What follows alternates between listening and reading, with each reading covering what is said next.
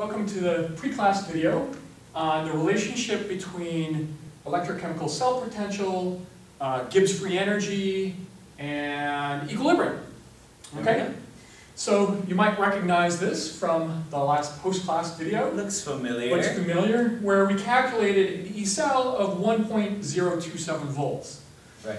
And for a voltaic cell, you always get positive voltages. Right. Always positive voltages. Always positive. And that's because voltaic cells, you allow the reaction to go in whatever direction it goes, and it goes in the spontaneous direction. Right.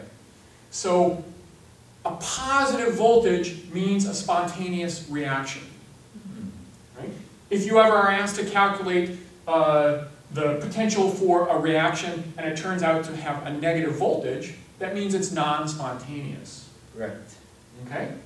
So what other ideas have we used in the past to talk about spontaneity for chemical reactions? I remember a certain man named Gibbs. Gibbs, delta G, right? So delta G, and what was the criteria for spontaneity for delta G? Well, it's the exact opposite of what it is for your voltaic cells. If it was negative, it was spontaneous. Right, so delta G less than 0 means a spontaneous reaction. Right, and if you think about it, if this can predict spontaneity, and that can predict spontaneity, there has to be some kind of a relationship between these two. In fact, we could even say that there's got to be an opposite sign convention, right? That delta G equals some set of constants times negative E. There you go. Ooh. Right, because the sign is always going to be flipped. Always going to be flipped. Well, we also learned about the equilibrium constant K and Q in spontaneity, right? Whoa.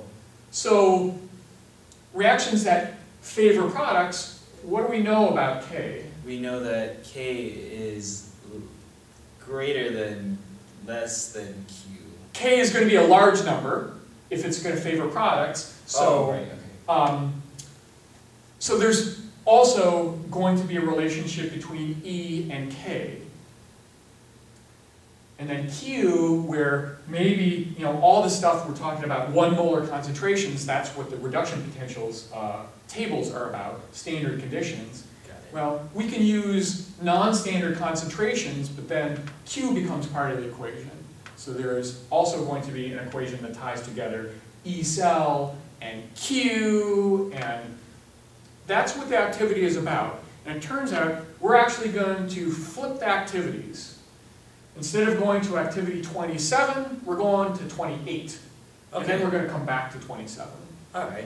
So I hope that's enough. We're going to be looking at spontaneity and how E relates to G, relates to K, relates to Q. And it sounds more complicated than it is, because you already know this stuff. You already know the KQ stuff. We're just tying it together. All right. Don't be scared then. Yep, don't be scared. All right. Okay,